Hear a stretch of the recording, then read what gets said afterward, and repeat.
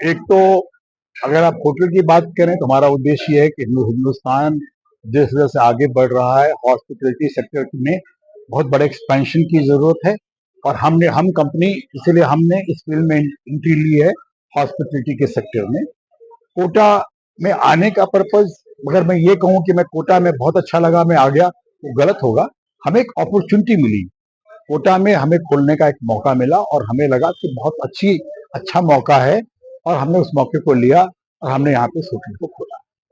कि हमारे दो चीज बहुत बेसिक है, हमारे जितने भी होटल होंगे वो या तो कार्बन न्यूट्रल होंगे या कार्बन नेट जीरो होंगे। तो we are committed to the environment, environment के प्रोटेक्शन के लिए हम कमिटेड हैं।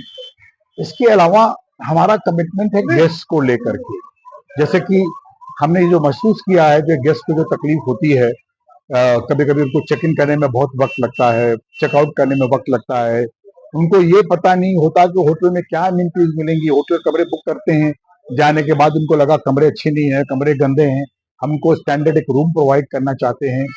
हम उनके ग्रीवांस को रिड्यूस करने के लिए हमने एक टाइम फ्रेम बना के रखा है। दो दो घंटे के अंदर हम उनके ग्रीवांस रिड्यूस करेंगे। और यही नहीं, हम एक कदम आगे बढ़ने की सोच रहे हैं। हमारे सीईओ साहब का एक कॉन्सेप्ट है, हम लोग जिस पे डिस्कस कर रहे हैं और जो कि अभी शायद कोई होटल इंडस्ट्री में किसी ने फॉलो नहीं किया है, कि क्या हम 24 आवर्स चेक इन चेकआउट कर सकते हैं क्या।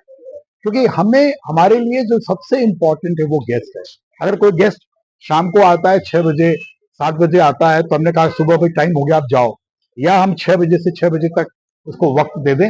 ये एक्सपेरिमेंट हमारा जो कोची का होटल है वहां पे हम ये एक्सपेरिमेंट करने जा रहे हैं। तो ये इस तरह की जो चीजें हैं, हम अपने पुराने कल्चर को स्टेब्लिश करना चाह रहे हैं। इसलिए हमारा जो शहर होटल रेस्टोरेंट है जो जगह जगह पे होगा, तो उसमें हम बगैर लहसुन और प्याज के हम वो खाना बनाएंगे। हमने ये अक्सर महसूस किया कि आप जब फ्लाइट पे कहीं पे भी जाएं तो वहां पे आपको एक एक मेनू मिलता है जैन फूड। हमें यह लगा कि जब इस तरह से हमारी जैन फूड की इतनी अहमियत है, हम क्यों नहीं हिंदुस्तान में उसको आगे बढ़ाएं। और वो जैन कह लीजिए, वैष्णव कह लीजिए, पुरानी जो परंपराएं हैं वो सारी परंपराएं थी हमारे। हम अपने घरों में देखते हैं, अपनी ग्रैंड मदर को देखते हैं जो लहसुन प्याज नहीं खाती थी। हम चाहते हैं कि हिंदुस्तान जिस तरीके से, जिस कॉन्फिडेंस से आगे बढ़ रहा है, हम अपने रूट्स पे वापस आए। हमने उसका नाम ही रखा है शहर बैक टू द रूट्स।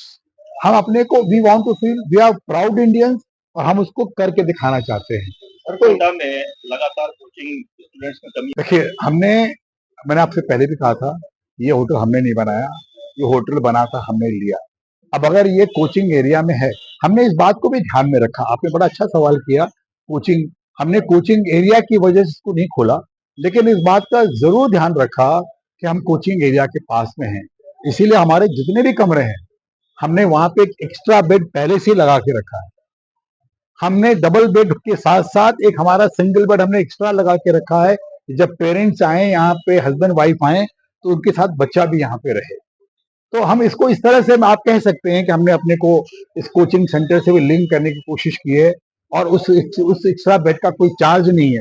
अभी आप लोगों ने सवाल पूछा ना, आप लोगों ने कि टैरिफ क्या लेंगे और क्या लेंगे, हम उसका कोई एडिशनल कोई चीज हम चार्ज करने नहीं जा रहे हैं। पर आप इस तरह से हमें आप जोड़ सकते हैं यहाँ के उससे। जहां तक कमी का सवाल है, होटल का टैरिफ कोचिंग स्टूडेंट्स के हिसाब से नहीं, हमने आपसे कहा कि हम अपने स्पेस में, देखिए ऑल सर एंड हम एक लिस्टेड कंपनी है, हमारी अकाउंटेबिलिटी हमारे शेयर होल्डर्स को भी है, हमें वहां पे भी जाना है। हम सारे कंस्ट्रेंट्स को हम ध्यान में रख के करेंगे, है ना। हमें जो हमने जिस सेगमेंट में हमारा, हम बेसिकली 3 स्टार 4 स्टार के बीच के सेगमेंट में अपने को प्लेस